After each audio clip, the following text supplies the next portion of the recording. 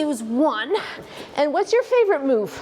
Like, well, I like curls. Oh, you like curls, hammer curls? Hammer curls. Yeah, okay.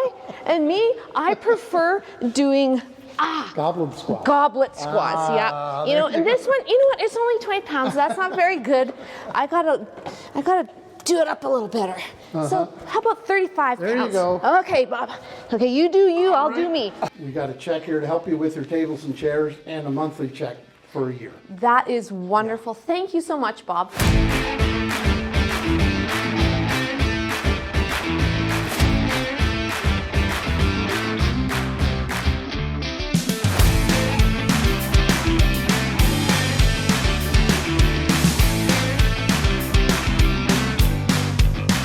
Hey, Melissa, do you have those checks for the Dream Center? Ready? Yeah. All right here. Thank you. Okay, let's go give these checks to the Dream Center. Well, this all came about in August. Went to the Dream Center. They had a barbecue down there. So I was invited to that barbecue. Went down there, and you know, the stuff they're doing in there is great. And I just felt inspired maybe to help them out as much as we could.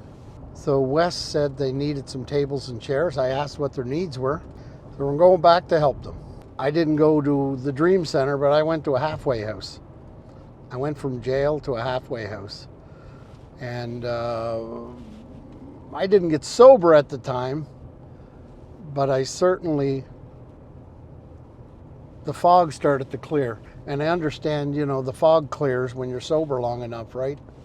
That you can actually start dreaming again and try to plan your life when you get out of the fog of addiction. I can relate to these young men and older men down here who have struggles with addiction.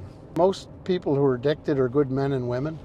It's just they don't have that opportunity to shine and show who they really are because of the addiction.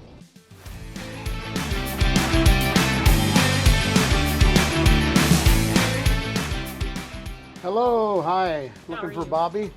I can bring her down. Okay. I just want to welcome you to the Dream Center today. Thank you, Bob. Bob, I'm Bobby. Nice to meet you.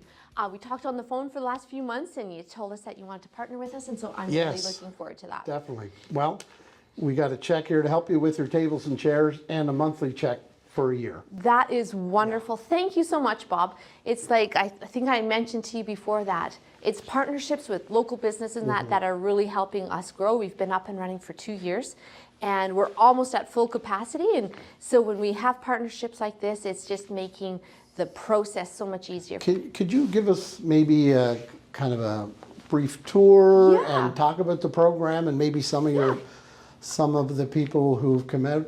I would love to do that, Yeah. Bob. Well, this is where it starts. Okay. So, you know, here's the front door. When they come in, some of them, most of the time, you could tell life's wearing them down. Yeah.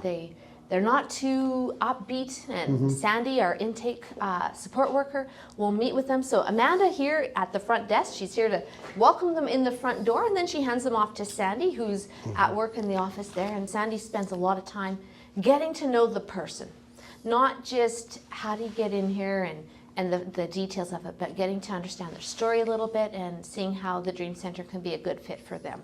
So this is where it starts. So everybody has to come through this door at some point. So this isn't just a facility, we call this is their home.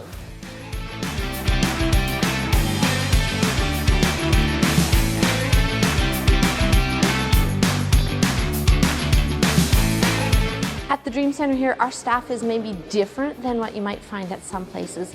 We consider ourselves family. Like, we come alongside of them and we do life together. So if there's issues, we deal with them. If there's issues with staff, we deal with them, and we teach the guys how to walk through all the different scenarios that they're going to find themselves in life. So Right now we are up to 21 guys, and we're at 22 guys, and within a week we will be at full capacity for what our target is for this year, which is 25 guys.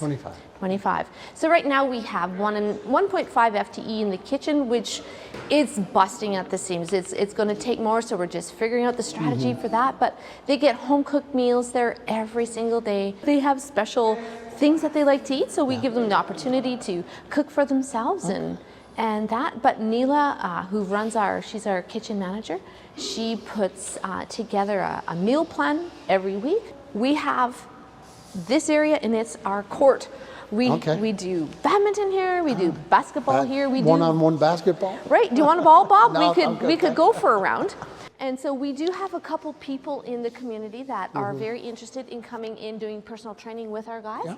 So they'll bring their experience and expertise here and work with our clients once it fits into their schedule. I know in recovery it's important to get healthy, It is. you know, and a lot of people who come out of recovery actually carry on healthy lifestyles afterwards. Yeah, right, totally. And so our new client care and program director, he's educated in fitness and nutrition.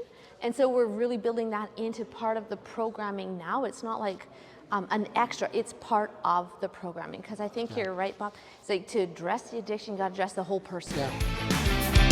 I'm gonna be a dumbbell with you. Okay. Oh, and what's your favorite move? I like curls. You like curls, hammer curls? Hammer curls. Yeah, okay. And me, I prefer doing Goblet squat. goblet squats, yeah. I gotta do it up a little better. So how about 35 There you counts? go. Okay, Bob. Okay, you do you, I'll do me. All right. Look at us. So this is the kind of stuff that We're doing happens the heavy at the lifting Red for Deer Dream recovery. Center. Yeah. This is our sports area. So when there's a hockey game on or a football game on, we project the game onto the wall there. Oh, the wall. Okay. Yeah, and so the guys will be there. It's fun because sometimes there'll be guys watching the game there. We've got a whole crew over here working out. We've got men sitting over here doing their homework. Yeah. It's really something to see. It's to see the center come together is phenomenal. Yeah, it's been a really good 2 years. Yeah. So over here we have a couple office spaces. So we have case management here. So each new client gets assigned to a case manager who will get to spend time one-on-one with them. We do group case management as well, but they'll have access to their case manager to help them make sure they're doing all the steps that they need to keep things moving. Sometimes they come in with health issues or legal things they need to tend to, and so we just help keep them on track, and we don't do their work for them. Yeah. We make sure they're doing their Give work. them a nice place to figure it out. Yeah, exactly. But we are here to support them in all the things that need to happen for them to get their lives back on track again.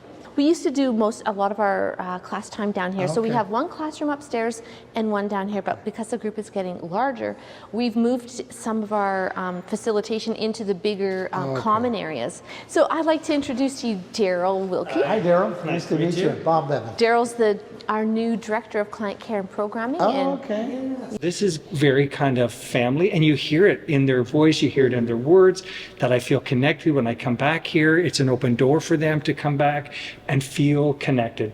And the term that you hear a lot is family. Like, this feels like family. And whether they're newbies coming in or guys that are coming back around, they just acknowledge that there's an essence of family. In some cases, they have pet family. But what's key is really what it is. I feel loved and accepted here. And I think that starts early on, Daryl. Wouldn't you agree that when they come in, they have their intake date, and our Sandy's showing them around, and what she does is we have a buddy system now, so that as soon as they get here, they get connected with a senior guy who's been here longer, and they will walk them through, show them where everything is. They'll go through the client care handbook with them. So it's kind of like we've already started to help them develop a connection right from day one. So I think that's helpful in getting them. Well, and also the men who leave this facility go out into society and they become mentors themselves. Do you have any success stories you want to share with anyone who's... Yes, this guy was coming through the program, and and he decided that, you know what, maybe it's not the right time, and he was leaving and whatnot, and so he left, and we weren't feeling too optimistic in that because, you know, there was still some work to do. And we heard back from him a few months later. He'd moved to another province, and he told us what had happened in his life and the restored relationships and how he's doing. And it was like, we knew that the work God began here, he just carried on out there. So that was always endearing to our heart, because we just kind of all liked this guy. He was just one of those guys. Another one was a guy who's coming in from the oil patch, made really big money out there and whatnot, and lost it all, lost his family, lost the money, and found himself here at the Dream Center. And he stayed with us for 1 year. So our program is 4.5 months with the opportunity to stay for up to 1 year. It's called our aftercare program now. And that's where they get to work on either getting a job or going back to school, finishing, you know, some of their education. And so he was with us for 1 year, and he was like that model client. It's like he wanted to do the work, he wanted to change his life, and when he was finished the program here, he too jumped into the client support worker program. He finished that, and it was like, we think futuristic. It's like he could possibly come back as one of our employees as a CSW.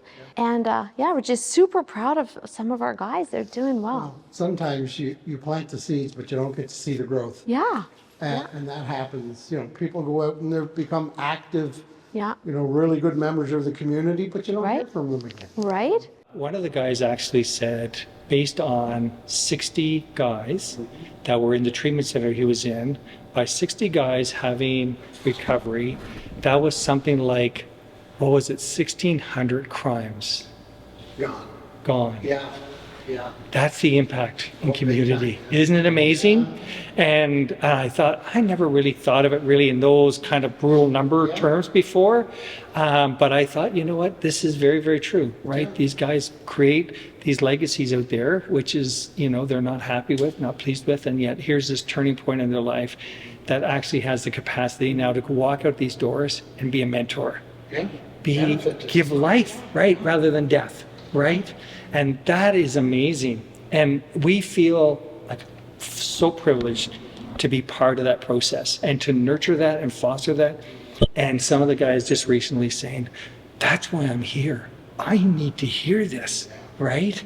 This is what I need. I'm seeing why I'm here. And so when you see those voids starting to be filled, the depths of the void sometimes in their life, whether it's in group therapy, whether it's in the interpersonal relationships, or whether it's information they're learning, when those lights are going bing, bing, bing, it's remarkable, right? And you just say, okay, these guys are going to the next place in their life. They'll never be the same again, ever.